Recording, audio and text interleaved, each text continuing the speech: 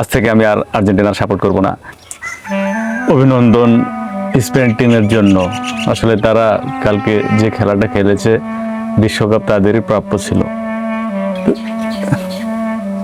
আমার সেভাবে খেলা দেখা হয় না, এই বিশ্বকাপে টোটালি 5টা খেলা দেখেছি। সেমিফাইনালে ফ্রান্সকে যেভাবে হারিয়ে ফাইনালে এসেছিল স্পেন, তখনই আমি একটা ভিডিও বানিয়েছিলাম, চলুন ভিডিওটা একটু দেখুন। ফ্রান্সের সাথে স্পেন যে খেলাটা গত রাত্রে খেলেছে, আজকে যদি আর্জেন্টিনা ইংল্যান্ডকে হারিয়ে ফাইনালে যায়, স্পেনের কাছে কি পরিমাণ গোল খাবে তা চিন্তাও করা যাবে না। তাদের খেলা দেখে মনে হয়েছিল যে এবার বিশ্বকাপটা তাদেরই হয়তো হবে, সেটাই অবশেষে সত্য হলো। তাদের ভালো খেলার জন্য তাদের সবাইকে ধন্যবাদ, খুবই ভালো তারা খেলেছে।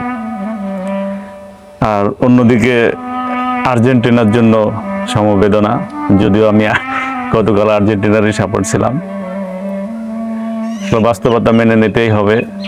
কালকের পারফরমেন্স খুব খারাপ ছিল তাদের। যারা আর্জেন্টিনার সাপোর্ট করতো তারা আবার কালকে হারার কারণে বলে ওঠেন না যেন যে আজ থেকে আমি আর আর্জেন্টিনার সাপোর্ট করব না। আসলে খেলাতে হার জিত থাকবেই, আপনি এতদিন যাকে সাপোর্ট করতেন তাকে করে যান, সমস্যা নেই। আর এটা মেনে নিতেই হবে। স্পেন ভালো খেলেছে, তারা চ্যাম্পিয়ন হয়েছে।